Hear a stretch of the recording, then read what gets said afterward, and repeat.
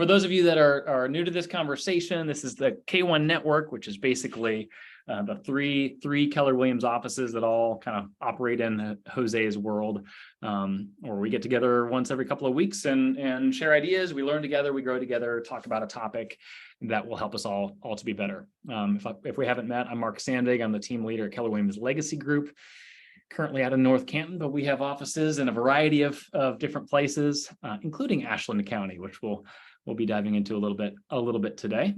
And I wanted to talk, I think the topic, the title for today is Bucking the Trend. There are many people that you meet, you go to a networking event, you go to a board event, and you ask someone how business is going. And the response is, well, the market's down, so my business is down. It's kind of a foregone conclusion that, yeah, what do you expect? The market's down, whatever it is, 20%, 25%, depending on whether you're measuring units and volume, depending on what county you're operating in. And I wanted to have this conversation because I think that mentality sucks. It's fine to be average. And in one sense, you could say, well, my business is down 25% and the market's down 25%, so I shouldn't beat myself up, which is that's not an unreasonable response. But the truth is that there are those who are growing in this market, or are those who are holding the line in this market. There are those who are choosing to think differently about their businesses, and whether it's trying something new or whether it's getting back to the basics in order to take market share. For those of you who are not familiar with this book, the book Shift talks about how in a downshifting market, which there's no question that's what we're in right now, those who hold the line, which isn't exciting. Normally, when we set goals, we want to set goals that are related to growth, that are related to 10xing our business and all kinds of exciting things. But if you hold the line, you actually grow. Now, you've actually taken market share, and then as the market rebounds, you're then in a position to not give that back and to have a bigger percentage of the market. Here in Stark County, where the mass of our agents operate, we're taking 1 in every 5 deals right now, and that number is actually trickling up, which is exciting. And so part of our conversation today is around how do we think differently, behave differently, behave better as it relates to our business. Before we dive in, and I'm going to kick it off with Scott in a minute, but before we dive in, I would love to hear from at least a couple of you. What mentality or what mindset are you most battling as it relates to the market that we're in right now? What's the kind of a stinking thinking, the stuff that you wake up with that you need to kind of rid yourself of as it relates to mentality or mindset in this market? I'd love to hear 2 or 3 of you share. I can go ahead. I don't mind, Mark. I think being, I think seeing numbers that say that one's average, or being, this is the average mentality, or this is the average, way of doing things, I think is something that I'm always constantly trying to get over. And, average doesn't mean good. Sometimes average, can just mean, below average, like in my mind, I always want to be better than average. So I don't want to just stick to, well, the average is this. So then if you hit those numbers, you're average, you're good. So for me, it's just constantly trying to exceed what my mentality in terms of average is. Mm-hmm. Yeah. You don't want to just settle for good enough. Who else? Yeah. Who else? I think for me, I'm always battling and telling my people, PC is you gotta be 1% better every day. Just try to be what you did yesterday. Just try to be that even 0.5% better. Do what you did yesterday, just try to capitalize, be a little bit better what we struggled with, and let's see how we can make it better. So let's just focus on the positive and give it 5 seconds, 10 seconds, and just move on. Anything bad or negative, just move on from it. Can't dwell on it. Sarah, is being 1% better has absolutely nothing to do with the weather today, with the interest rates today, with the agent on the other side of the transaction. Has everything to do with your efforts, your activities, what you can control. Bethany, you have so courteously raised your hand. What do you have to add? Yeah, so I just want to say hi to everybody, but also, one of my taglines from one of my clients this week was "Don't just be, but be amazing." And I love that. So let's just not go out and do, but do it the best that you can. I've tried to instill that in myself and my children and everything that you do. But there's going to be ups and downs and the valleys, and we've talked about that before too, Mark. But just stay positive and be careful about who you surround yourself by and what you listen to too. That's a great point. Yeah, Ben, what were you going to add to the conversation? I was just gonna say, like, I'm from a different perspective because I'm pretty much brand new in the industry here. So kind of really grateful that things are slowing down or a little bit slow, because I mean, it's a more difficult market. So for me, I get to really learn the proper way to do things. So when things start coming up, I mean, I'm gonna be able to really take my stride and start running with it. So yeah, that's a I'm great grateful for it. mentality, because a lot of people over the course of the last 3 years got in while the getting was the meat was falling off the bone a little bit more than it is right now, which is not bad for your bank account, but isn't great for your mindset or your skill set. And the truth is that this is a market that requires us to be good, not just fast. And so for you to kind of mature into an environment that's a little trickier will be better for your mentality long term. So one note, I was curious, and again, a number of communities are represented on this call, but Stark Trumbull Area Realtors are the board that I'm personally a part of. I was curious to see what our membership numbers had done over the course of this year so far. Starting the year, we were at 1,415 agents, I want to say the number was, and today we're at 1,441. So we've actually grown, even though NAR is down over 300,000 agents year to date. So the entire industry we're seeing currently be decimated, and Ohio, or this little pocket of Ohio, has yet to feel it. Which I say that as we lean into this conversation, because you might say, "Hey, I'm still in. I made it. I have bucked the trend," and I say, like, good on you, keep working.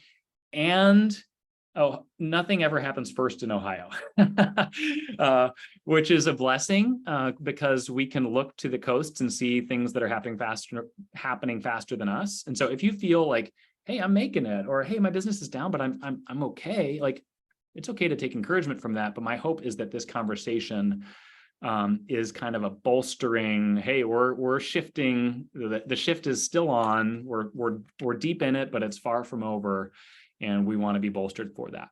All right, so I'm going to interview 3 different people who are defying the odds, so whose businesses are meaningfully outperforming their local market, who I am impressed by an aspect of the way that they think, or the way that they're running their business, or how they approach their world, and the way that they serve their clients.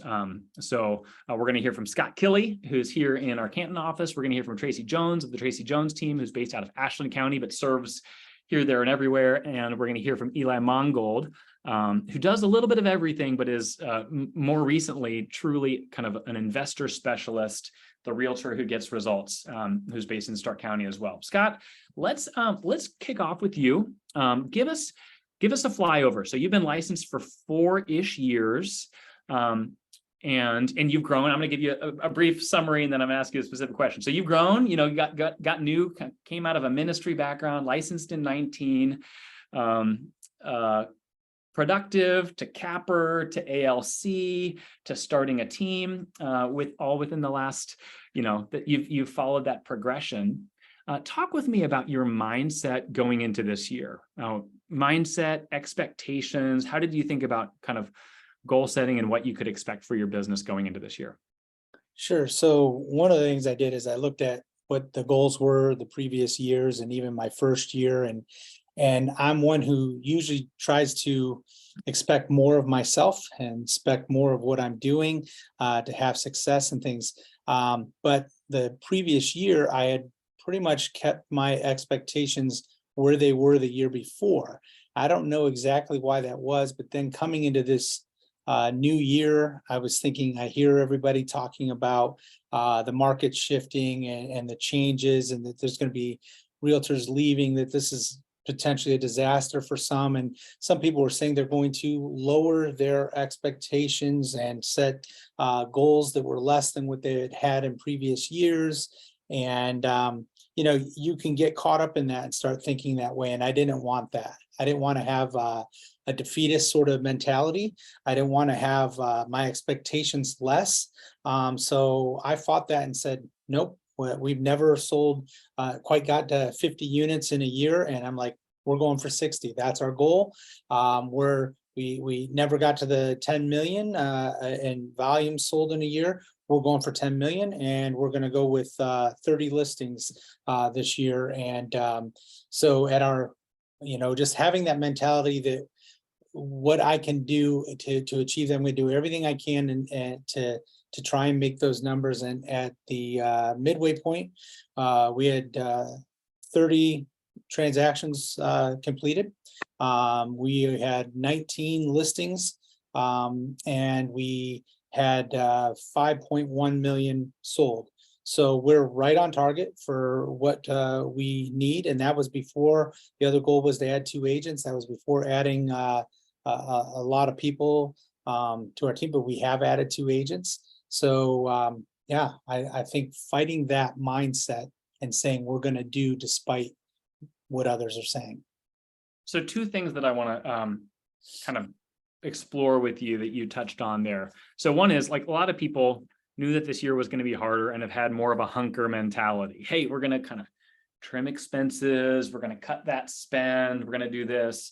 Meanwhile, you're adding people, you're doubling your or tripling your office space. Like you've got a more aggressive mentality. What did you base that in beyond mere optimism? Well, I actually was going to share this under some other things, but one of them is that I can only control what I control. I have a strong faith. I believe I keep that and try to be prayerful and have a sense of humility, but also still to strive for excellence and for good. And so I had a professional football coach once spoke about a player who was not the biggest, not the strongest, not the fastest, just did not have all the tools, but he could control one thing. He could outwork anybody else. And he could be the best that he could be. And so that was something for me, is that, okay, the market is what it is, but our numbers don't have to go down. I just have to work harder. You know, we know if you put in this much, you'll get this much back. And so if putting in what I have so far has gotten me what I've gotten so far, well, then I just need to work harder and do the things that are required to meet those goals. And so somebody can have more resources, but I can still outwork them. So there's working harder and there's working smarter. And it sounds like you've been conscious to do a little bit of both of those. I know that you, as many do, your lead sources come from a couple of different places, but one of those happens to be a paid lead source where you're getting calls or clicks from people that you don't know. What does it look like for you, as well as people that you're training within your organization, to convert at a higher level? So, well, the first thing is connecting. And we all know that when you get a lead, maybe it's through an internet ad, maybe it's through a previous client that gives you a number, you may not connect with them. So I say the first thing we have to do is connect with the person. Number 2 is being ready, able, and equipped. And number 3 is never giving up or burning the bridge. So when I don't hear from somebody or I don't connect with them, I don't give up. My first thing I do is I call the person. I will text the person, then I email them, then I repeat. And then how dense of a cadence? Like how in that first week, it'll happen every day for the first 4 days. Unless I get a sense from, like, sometimes I get a sense that, hey, right now, they call me in a couple of days, or maybe they'll say something that makes me think, well, I need to give them a little space. So you always have to be able to assess. Body language is big, but so is tone. So sometimes text doesn't help that, but inflection and voice, whatever those things are, but to be able to change, but not being afraid to continue to go after the person, continue to try to connect with them. And then, so I say, repeat, wait. And maybe it's a week, maybe it's 2 weeks. Reach out, say, hey, a couple of weeks ago, you reached out about this. I'm wondering, are you still looking for help? And being very mindful of their time and not trying to add pressure and even saying those things, but trying to connect. And then once I've had a verbal connection with them or even a text connection, then I'm trying to find a way to relate to that person, to connect with them in such a way that it starts building the relationship. So maybe it's something that they say, I'm like, oh yeah, my son or daughter, oh, I have a friend in that industry. Oh, tell me about that. People want to tell you about themselves. They want to tell you about their family. So trying to build that helps build the trust. And then after that, trying to be able to provide value. And that gets into being ready, able, and equipped. And so being mindful of the market, being well prepared, and being the best agent I can that it helps them. But the biggest thing, sometimes they don't care about that. They want to know, can you show them a house? Can you come and look at their house and give them a true assessment of the value of their home? So making sure I'm ready to do all those things and not say, hey, how about 2 days from now? Say, when are you available? The sooner is probably better because of the way the market is, and I'm ready to meet your needs right now. And so being able to do those things shows value. And then that last part, not surrendering a lead. I don't surrender a lead. I may give them freedom to go wherever they need to go for a time, but I'm always going to try to be a part of their connection somehow, so that maybe it's 2 years from now, maybe that person says, I remember you and I want you, and I bought with somebody else, or I sold with somebody else, but I'd like to, I like to keep building that relationship and prove myself valuable and available when the time is right. No, that's great. And I think you have some I'd call it natural gifting for being able to kind of slow down, be curious, ask them personal questions, and build natural rapport. But that's, if you hear that and be like, oh, that's great that Scott's naturally that way, that's not me. Like, it all comes from being curious and asking questions. And like you said, everyone, we all share our favorite conversational topic. It's the same for all of us, ourselves. We're all closet narcissists in one way or another. And a good agent, as Scott and his team is to be really intentional with that. Scott, another thing that I want to hone in on with you is when we talked about mindset and goals, you were clearly very dialed into your numbers, both what your goals were, but also where you were. A lot of people will set some random goal at the beginning of the year. Hey, I'd love to make 100 grand. I'd love to sell 30 houses. I'd love to do X, Y, or Z. But most of us fail at having a relationship with those goals, those benchmarks. Talk with me about kind of what you pay attention to, the importance of numbers, kind of that side of things for your business. Yeah. A lot of people, just because they see me, they know I'm very relational and things, but I am very much a numbers person. I want to know where I'm at. I want to know where I'm at in the market. I want to know where the market is and what's trending in different ways. And so Mark knows this. I print out reports every month. I look at past reports to see where those numbers are and where shifting is. But that helps me to know how to help my clients when it's looking at the whole market and what's changing, and also helps me to prove value to them, because when I go to meet with somebody who wants to list their home, being able to take the real numbers of what's happening and where the market has, because a lot of people are fearful that are looking at real estate. Are we going to have a crash again and things? And to show that those numbers aren't the same is important. But then knowing my own numbers and being able to say, okay, this is where I am with this. Now, if I want to achieve here, this is what I have to do. And the other thing I do, Mark, is not just knowing my numbers. I go to other successful agents, some who've been in I'll just say one who's been around since the 70s. And I try to glean from them. I try to learn from them. I remember once a top producer saying, I won't even consider an offer if it doesn't have this. Well, that's a nugget. Okay, then every one of my offers is going to have this. So looking at our numbers, being able to see the trends and being able to then set goals based on those is an aspect of it. But it's really helping me to know how to better help my client. And that's also comes from talking to those who've gone through the shifts. So many of you know Marcy Clee. She's very able to give insight. She's gone through some of the hardest markets. And so when you want to be nervous, go talk to somebody like that and they'll help you get straight. Yeah, gives you perspective that enables you to kind of take a deep breath and say, if I can control what I can control, then I'm probably going to be okay. I'm gonna shift over to Eli, and we're gonna kind of circle back with some open Q&A. Scott, thank you. And I think one thing that I want to highlight, which is also true of the other two that I'm going to talk with, is this seems simple, but hard work.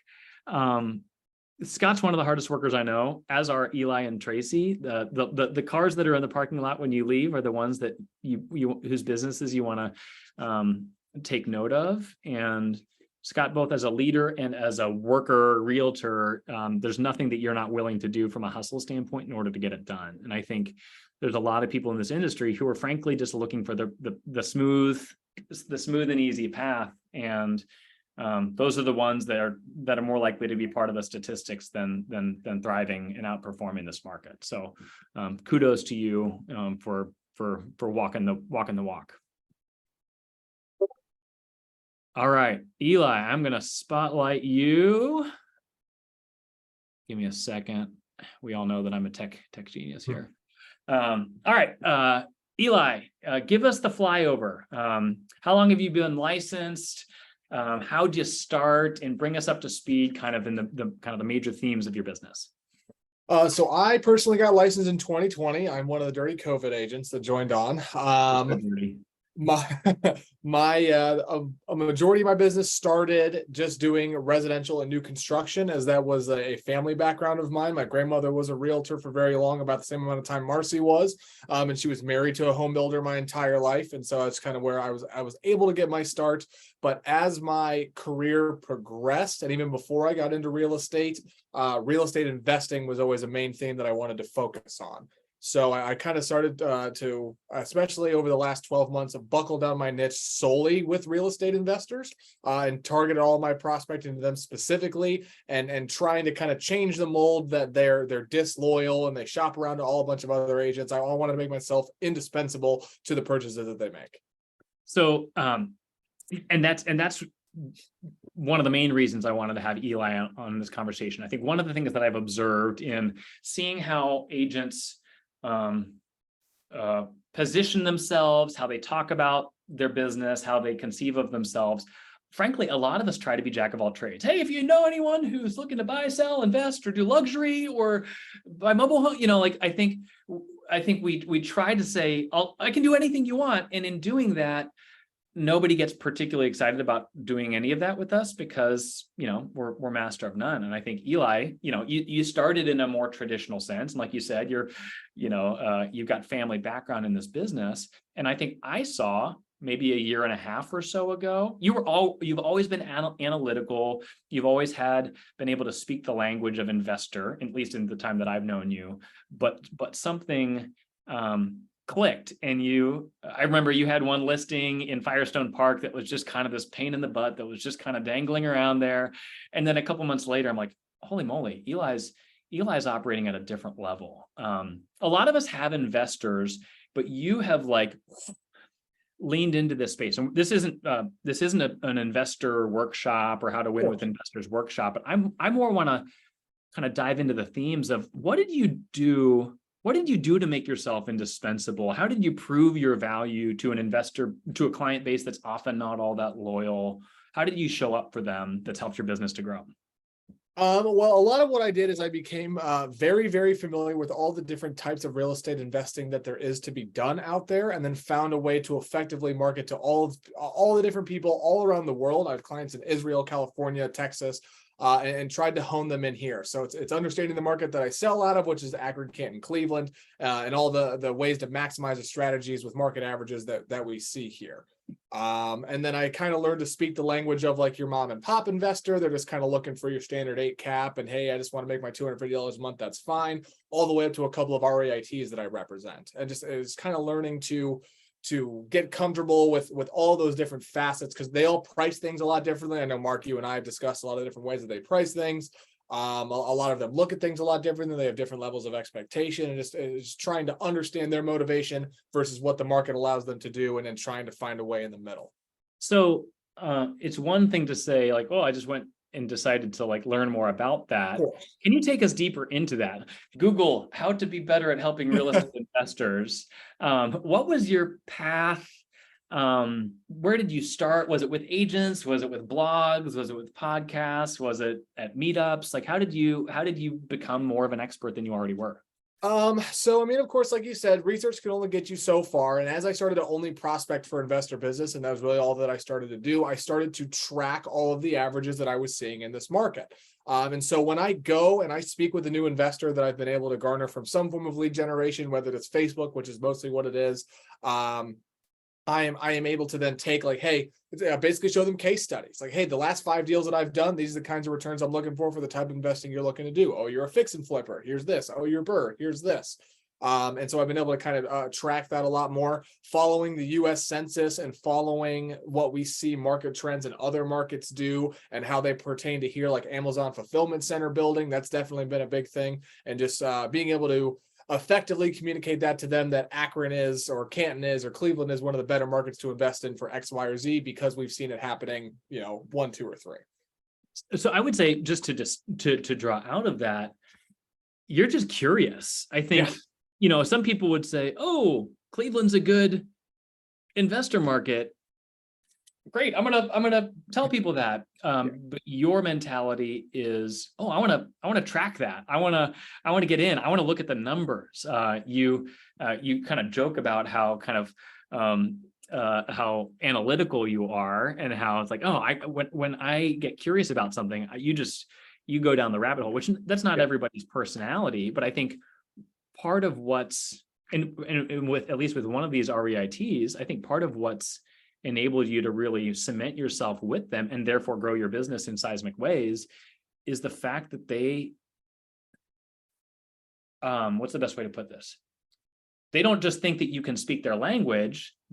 You're bringing a lens. Oh, what about this? Or have you run it through this model? And I think a lot of agents in the investor space, they're like, okay, yes, I know what cap rate means. Yes, I understand NOI. And it's kind of like just enough to prove yourself that you belong in a conversation, as opposed to being an expert in a conversation. And I think in a world where we want to go far and wide and service everybody, you say, I'm just going to know everything about one niche, and I'm going to be able to kind of frankly talk circles around people as it relates to this niche, and thereby my client base, which isn't everybody. People aren't listing their $900,000 homes with me, but I'm going to help them buy 10 properties a month or whatever it is, to help them grow their portfolios. And I think I wanted you all to hear from Eli, to feel free to say, who am I?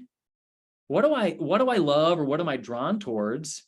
And to feel free to pursue that. The summer masterminds a week or two ago, Kobe Socher was on a panel that I had the chance to moderate, and he said, "I don't invest," and he's a big time real estate investor. He said, "I just realized that I'm an expert in mediocre homes on the east side of Cleveland, so I decided to be the guy who knows everything about that." And I think we should find encouragement from that.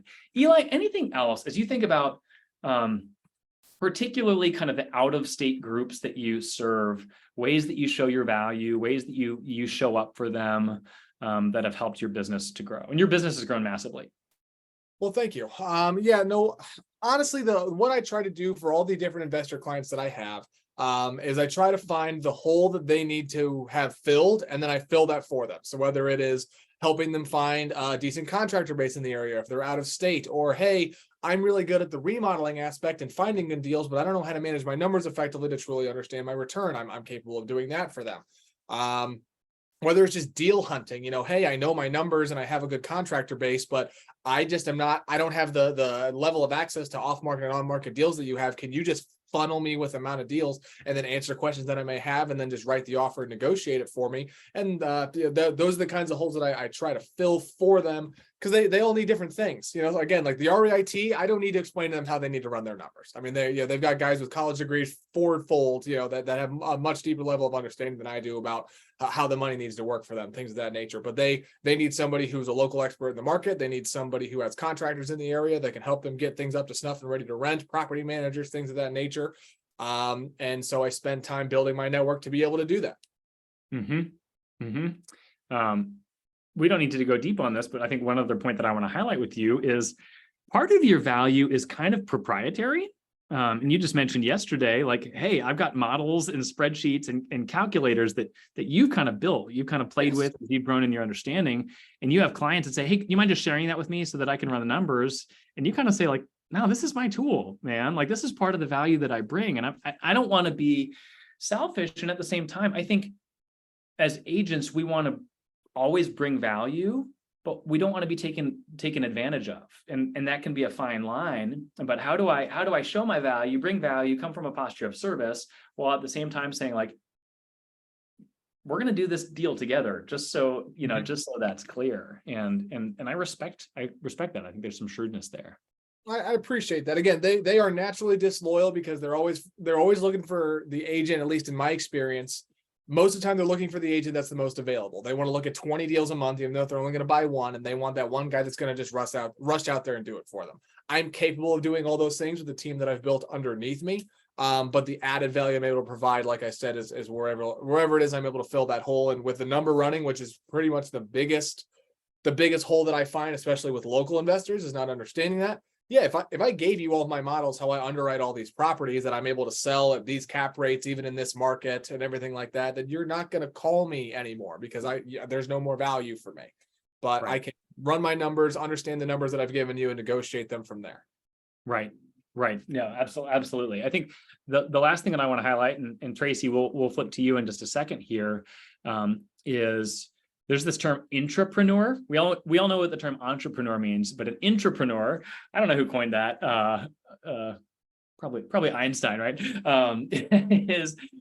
Is someone who's entrepreneurial. They're growing and they're ambitious and they got ideas, but they're able to do so within someone else's world or within an environment that's already created. And in one sense, like, let's be real, we're all entrepreneurs. We're all within a brokerage. For those of us that are with KW, we're in Jose's world maybe, or we're in Gary Keller's world. Like there's concentric circles that we all operate within. Eli, I respect the choice that you made as you became clearer on your value, your niche, what you wanted to do. Rather than trying to reinvent the wheel, you kind of went an intra route to partner with a team where there might be more knowledge, resources, and tools to help you do that. You want to just talk for 30 seconds about the why and how of that for you? Are you talking about hitching my tie with the Duttons? Is that what you're asking? Yep. Yeah. Joining up with the Duttons was definitely a hard thing for me. I was a solo agent and I was relatively successful as a solo, even in the down market. But the Dutton groups, I think our entire team specializes in some form of a niche. And that's why I like joining up with them, is we all get a lot of these leads that come in that are really niche related. And so being able to pass those along and help other agents inside of the office has definitely been great. And our support system, because we all work in specialty environments, we're all able to help each other a lot better. It's much easier to call Jared, who again, every deal he does is different, being mostly industrial or commercial real estate. So he's definitely able to help me handle a lot more curveballs. If he gets investors, he brings them to me. I can help him navigate those kinds of things. It has been very helpful. But I see this market as a storm and teams as an umbrella. And when I was picking a team, when I was thinking about that, the Duttons and their ability to do commercial work, things of that nature, all the different profit centers we have access to with the auctions and commercial real estate referrals. This is what made the most sense to me. And I think just to piggyback on that, you can tell your clients, hey, I love working with investors, I'm here to serve you. But if you only, and that's valid, but for you, it's like, hey, I don't have access to industrial deals, commercial deals, the platforms and tools that actually, if they're interested in that, they would need. And so part of it was a tools move. It's like, yeah, I've got the MLS and I can do prospecting and all of those things. But if I've got clients that want to play in a different sandbox, I want to have the keys to that sandbox, as opposed to just telling them that they need to go work with someone else. So I think, Of course. kudos to you for the strategy there. Thank you. Tracy, I know you're on the road, but I want to flip over to you. Thank you, Eli. We'll come back to both Scott and Eli with questions in a minute. I'm going to add Tracy. All right. How's it going? Where are you headed to? We are on our way to Nemacolin. It's in Pennsylvania. My birthday is tomorrow, so we take this weekend to spa out. So yeah, we need it. Nice. My family, we did a trip to Nemacolin when it was shut down. And come to find out, like, the property itself was shut down, and come to find out they were filming The Bachelor there. I was like, oh, that's interesting. But Tracy, many of us have heard from you, had exposure to you, but that's not true of everybody. Can you give us the flyover of who you are, how long you've been in the business, and kind of a scope and scale of your business at this point? Okay. Hopefully I'm not breaking up and you guys can hear me. Licensed in 2017. My broker's license in 2022. I started my team 2019. My first year in the business, I did 64 transactions by myself. My second year in the business, I met Jose, and I came to KW, started a team, and we average, over 30 transactions per agent. You guys still hear me? Yeah, you're good. Okay. Last year we did 229 transactions with 5 licensed agents. And this year, we're on point. We're probably going to do more than that. So we were running a very strict MREA team where we had buyer's agents, we had listing agents. As the market turned, I decided that wasn't the best course of action for us, because we need more listings. We need to go after the listings. There's an inventory shortage. So rather than just like pick up more buyers, I'm like, we really need to focus on listings, because the more listings we have, the more market share we have, and listings leads and leverage, right? I mean, that's what they teach us. So January, we went through some training with with the rest of my agents, and three of us. So there's 4 of us now that take listings, and both take listings and work with buyers. We added 1 showing assistant. So now we have 7 licensed agents total. 1 is a showing assistant. That's all she does. And then 2 of them are buyer's agents, and they only work with buyers. And then there's 4 of us that work both listings and work with buyers. And adding that showing assistant has helped the people that are doing listings. It's helped them open their schedule up a little bit more, so we can do more. Yeah. So you to use an overused word, you pivoted. You said, hey, we've run a business that's been very kind of buyer centric in the way that we train and coach and develop our agents. And in a market where things are leaner, we want more people kind of rowing more fully. And frankly, not to put words in your mouth, but it sounds like some of it was a kind of a opportunity play for your people. You got some agents that are great agents that you've had for a while, and not everybody loves running buyers for forever. And so some of that strategic move was probably also kind of a relational retention move to be able to help them to grow as well. That's at least what it appeared to be from my side of things. For sure. And we have standards in writing because I'm not going to negotiate with my agents because we negotiate for a living. So you shouldn't be negotiating with your team lead. There should be clearly written, plain standards. In order to qualify to be a listing agent on my team, you have to sell a minimum of 36 units in 1 calendar year. So the only agents on my team that are taking listings have in fact successfully sold a minimum of 36 units, 36 houses, whatever, it doesn't matter. But in order for them to take listings, that's what's required. And in this market, the reason that I'm such a stickler on that, especially in this market, listing agents are going to deal with buyers, agents that haven't been trained, don't know how to fill out paperwork, may or may not know how to get someone across the finish line, and a good listing agent will coach that buyer's agent. Because that's part of that bulletproofing the transaction, or that you can't say that you're the listing agent, so you have no control and the deal just blew up because I can't help these buyers. No. I don't accept that. You have to be fully involved in this transaction, and some majority of the time you have to be willing, able, and ready to coach the buyer's agent as to how to help them get the deal closed. Yes. No, that's a great point. You alluded to training that you did together kind of early in the year.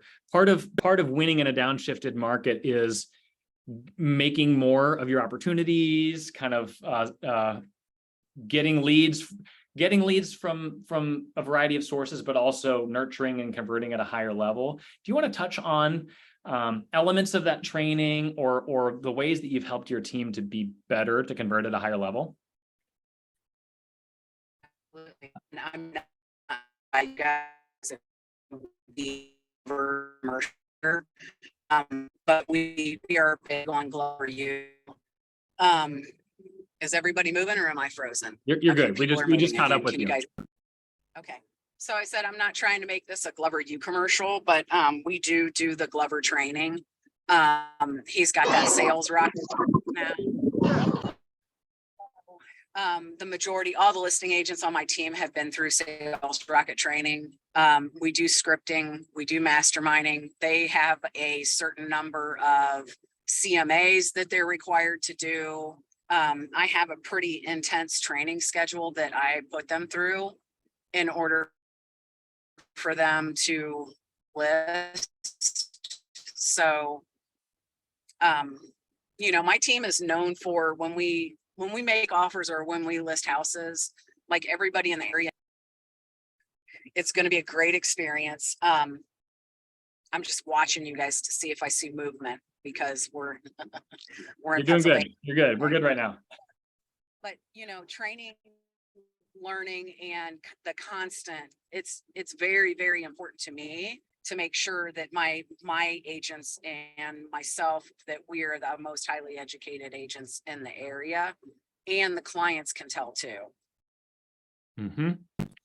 Just to plug, because she was a little bit spotty at that point. She highlighted Jeff Glover's Sales Rocket program, not a commercial, but a commercial. Starting on September 14th, our market centers are participating in that Sales Rocket program in Fairlawn. So if you're curious at all, you'll get more emails about it, but that's the program that Tracy's team went through and committed to. Tracy, the other thing that I wanted to talk about, and I don't think you mind me drilling into this, is Q1 was so-so. Frankly, Q1 was so-so for a lot of people.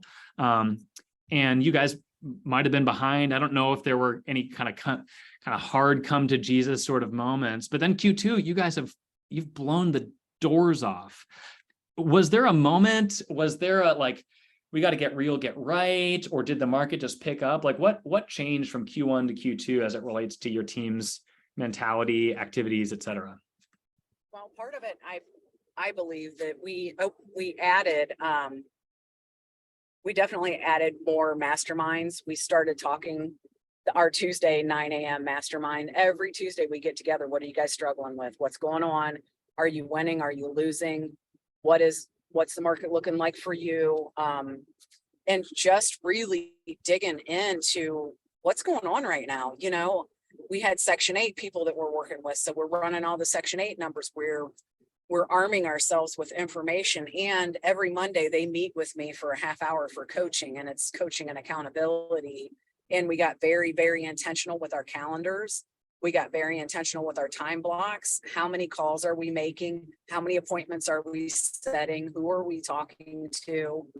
And literally making them double down on what was working. So what exactly is working for you? And we look at, my spreadsheets have spreadsheets. Like I freaking I can love testify. spreadsheets. Yeah, Mark has seen them. So like when we put something in contract, we put the source of that. So not is it, and we've got even granular with it this year. So it's sphere. Okay. We all have, what's sphere mean? Sphere of influence. Where did it come from? Was it, you know, your cousin's brother's uncle's niece? Was it, you know, the guy that cut your hair? Was it the people from the gym that, you know, like Ryan coaches CrossFit and he teaches Olympic lifting classes. So he's just putting spheres. So we noticed this year, like 6 of the sales that he's had this year have been from that gym. So what do we need to do about that? How can we double down on that? Do we need to do like gift boxes? So for the next holiday, do I send Ryan in with a bunch of sweat towels or water bottles that have our logo on it, that a thank you to the gym because there's so many people? Do we love on his sphere from the gym? We've got some Facebook, huh? More gym time, he says. Always the answer, Ryan. Of course, yeah, always the answer. Just stay at the gym. You know, and for me, I got, you know, my accountant, I just listed my accountant's house. My boss that I used to have at the factory I used to work at, I'm listing his house next week. I have these guys that own a construction company that I'm really close with. They give me 4 or 5 deals a year where, you know, like last year I just sold off all their rentals. This year they're like, well, we want to be landlords again. So let's buy these kind of houses because they sell real quick. And then when we get sick of it, we'll sell them again. So, you know, I just sold them all off last year. Now we're collecting again. And I found that we went from about, you know, 15 to 20% repeat referral business to this year, we're like more like 30, where Wow. it's repeat referral business from our clients. And it's not because we do a good job of following up and loving on them and inviting them to lots of things. It's because we're very thorough and we're not getting anywhere else. Mhm.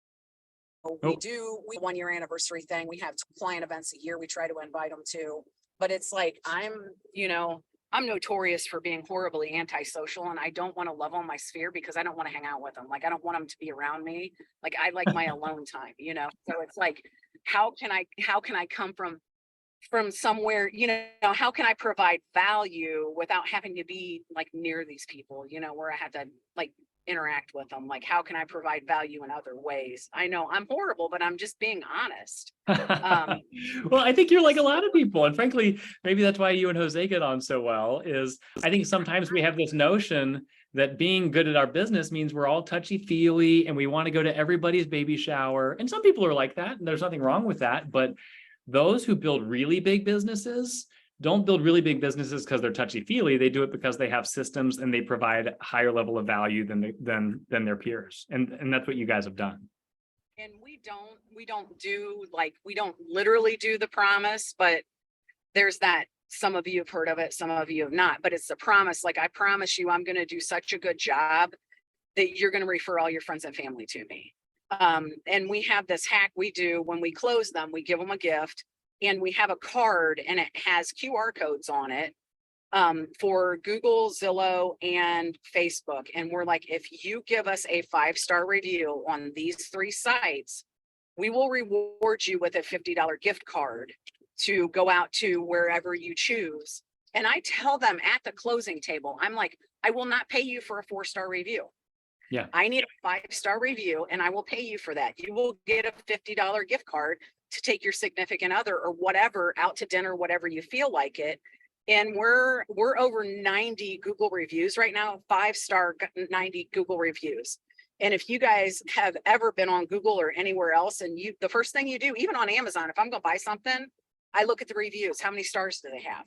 Yep, no question. And when people are Googling local agents or they're looking up something on Google, we're popping up on those searches, not because I'm spending copious amounts of money, but because I have all these reviews. My team, 7 strong, we have more Google reviews right now than the local brokerages in Ashland.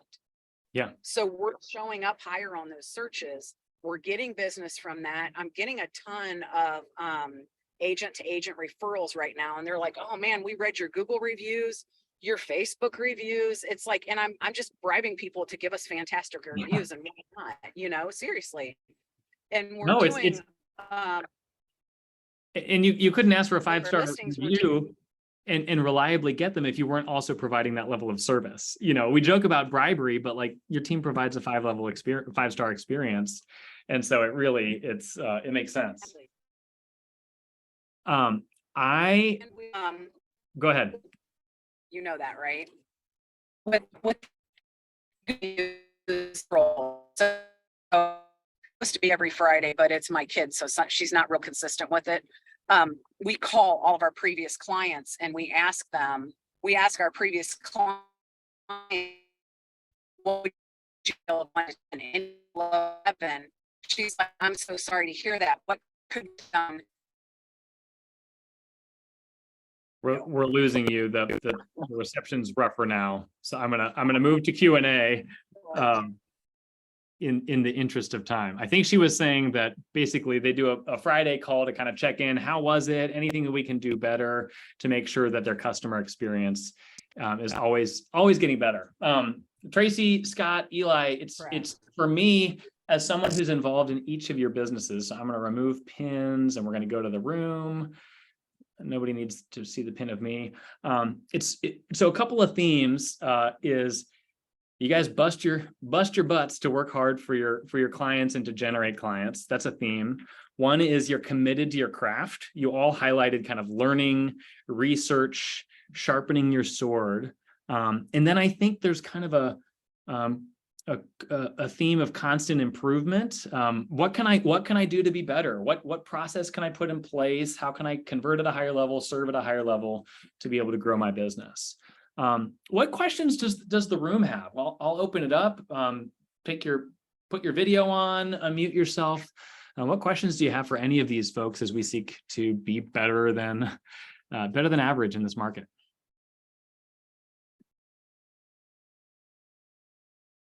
I more so had a statement to make, kind of a question, but in regards to Eli's session, it was really great to listen to you and kind of how you talked through some stuff. I love the mantra that kept playing in my mind was being a local economist of choice. When you were talking, I know that's something that we hear constant. I'm new. I'm 3 weeks in here on the leadership team, but hearing your story and how you kind of referencing the fact that there's people with higher degrees or 4-year degrees that might be able to understand money management a little more in depth at certain levels.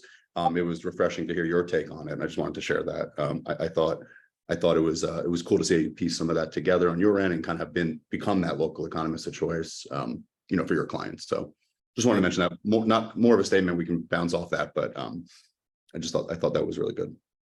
Thank you very much. Yeah. What else? Good thought, Jordan.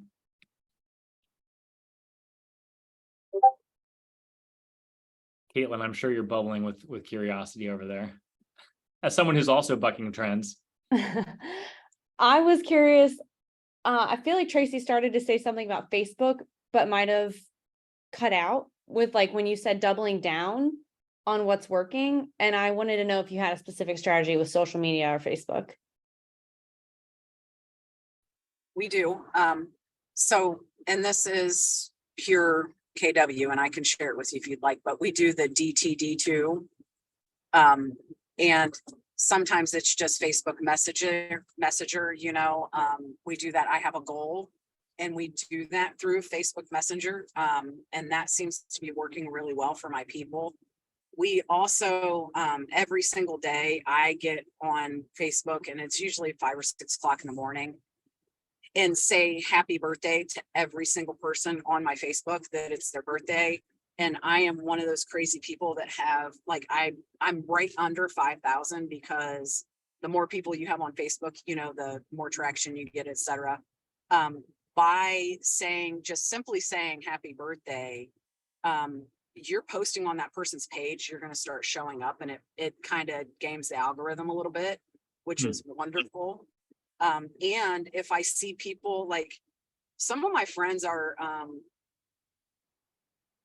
special, and they'll forget their password, and I will go to say happy birthday and I'll see this person has 5 accounts, probably because they forgot the password to the first 4.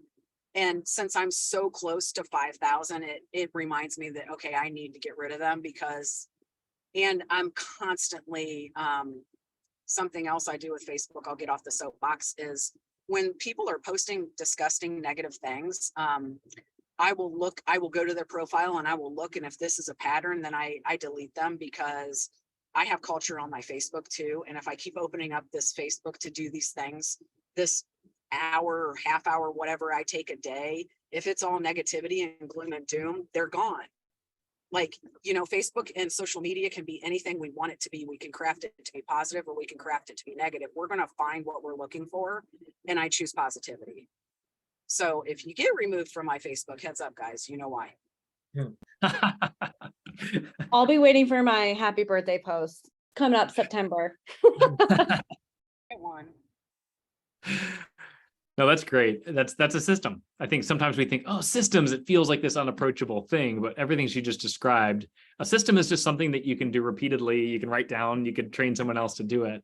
And I think that's part of your strength, Tracy. What else? Just touching on what Scott was saying about how a lot of realtors have been lowering their expectations because of the market shift. But yet Scott's still out there. He didn't lower his expectations, and he set higher expectations and higher goals to, you know, achieve them, instead of just letting the market dictate and, you know, go on the roller coaster and ride the ride. You know, he hopped off the ride and he's doing his own thing and still killing it in his numbers. That point as well was something, nice to meet you, Scott, something that you were talking to.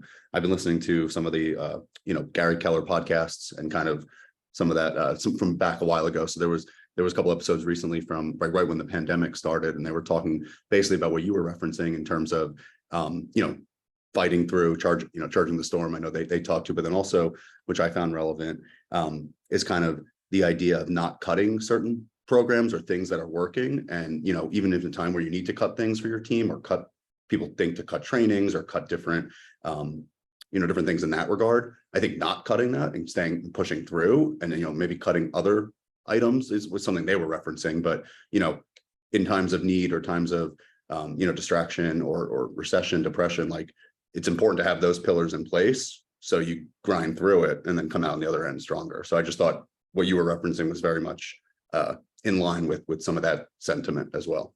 So just wanted to share that, but congrats on all the success. And Mark, can I add something to that, what they're saying there? Not only that, but sometimes when you see everybody go one direction, you should actually go the other direction, because it's where you can gain foothold on things that aren't going to be available in the future, because people will return and snatch them up. You hear Warren Buffett talk about sometimes when there's been market changes, people get out and they go a different direction. That's when he's buying things. Smart people, smart investing takes place when other people are panicking, and you just have to remain calm, and you don't want to be foolish, but you want to be smart, and maybe make different decisions than others are, because then you're gaining on others who will come back, and it won't be as, you have to take risks sometimes to gain greater value on that investment. So. Well, and there's a difference between Pollyanna hopefulness and calculated, hey, we're going to get after it. And I realize things are shifting, but like, we're going to roll up our sleeves. We're going to be intentional in some ways. Like, that's not just like, well, hey, I hope we double our business. Wouldn't that be cool? Like, that's not what you've done. You've been dogged and focused in that. Hey, y'all, it's 3:00, and respecting your time is something that I want to do. I want to thank Bethany, for always organizing all of this stuff, but she just dropped in the chat the link to the Sales Rocket class. So this whole thing wasn't just a plug for that. But if you're interested in that, info's there. One note with Sales Rocket is it's got a money back guarantee. Basically, if you don't sell homes, you're getting your money back. And if you don't sell homes, that means you didn't do what the program was designed to help you do. But that You is have to attend. Side note, sorry, you just Yeah, have you to gotta show attend up, all of them. do the work, all that And stuff. yeah. And if you do that, you're going to sell homes. But if you do all of that and don't sell homes, Jeff's cutting you a check for the balance. So keep that in mind. We'll be talking more about that. Thank you for your time. Thank you to Tracy, Scott, and Eli for letting us into your mind and your businesses a bit, and go and crush the rest of your Thursdays. Thanks, guys. Thanks, everyone. Thank you. Bye.